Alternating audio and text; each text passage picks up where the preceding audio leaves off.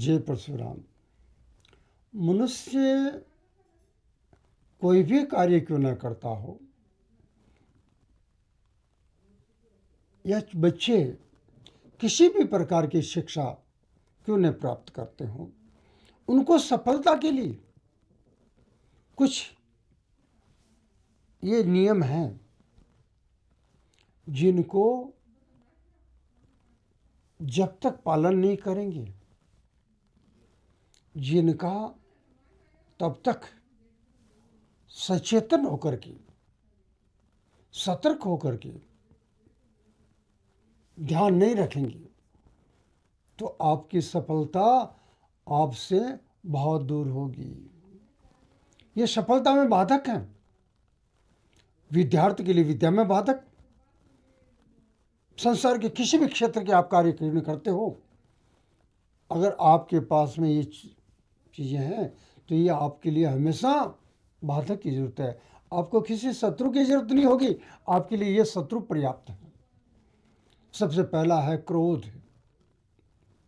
क्रोध बहुत महाशत्रु है, जिसके द्वारा आप कभी भी सुरक्षित नहीं रह सकते, जिसके कारण से आप कभी भी अपने लक्ष्य को प्राप्त नहीं कर सकते।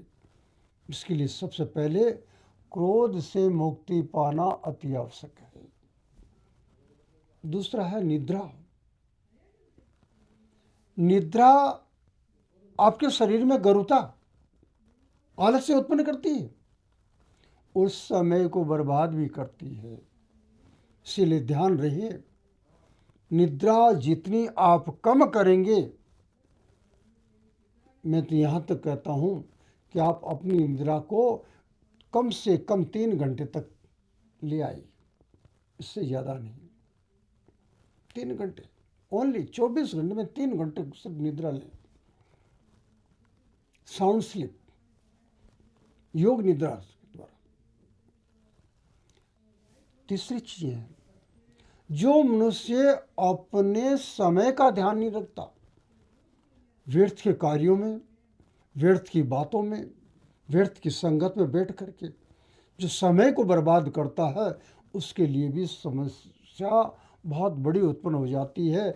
वो सफलता प्राप्त नहीं कर पाता।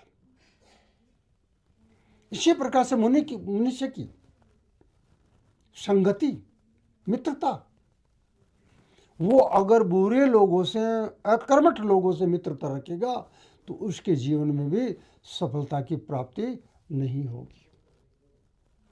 और मनुष्य अपने बड़े बुजुर्गों का, माता पिता का और गुरु का अगर अपमान करता रहेगा, उनका निरादर करता रहेगा, तब भी सफलता उनके नज़दीक नहीं होगी। और एक और बात है, मनुष्य का श्रृंगार बहुत आवश्यक है, मगर उस श्रृंगार किसके द्वारा किया जाए?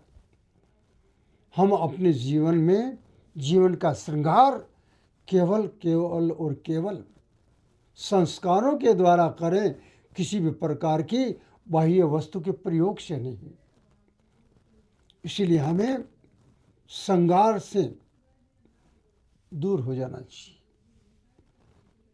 ये चीज़ें हैं, मुख्य रूप से इनका त्याग करने से ही आपको सफलता प्राप्त होगी, अन्यथा नहीं।